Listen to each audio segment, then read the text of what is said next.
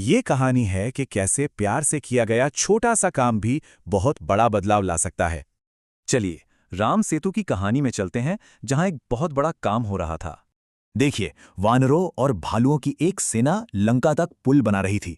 हर तरफ जय श्री राम गूंज रहा था। इतने बड़े योद्धाओं के बीच एक नन्ही सी गिलहरी के मन में भी मदद करने की इच्छा जागी।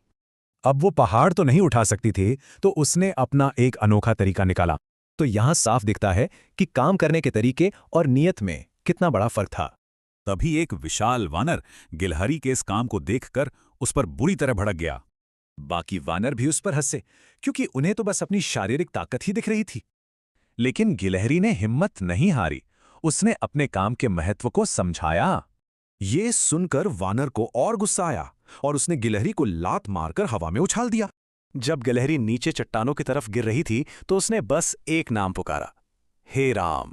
लेकिन वो चट्टानों से नहीं टकराई। एक चमत्कार हुआ और वो बच गई। उसे किसी और ने नहीं, बल्कि खुद भगवान राम ने अपनी हथेली में थाम लिया था। सब हैरान रह गए।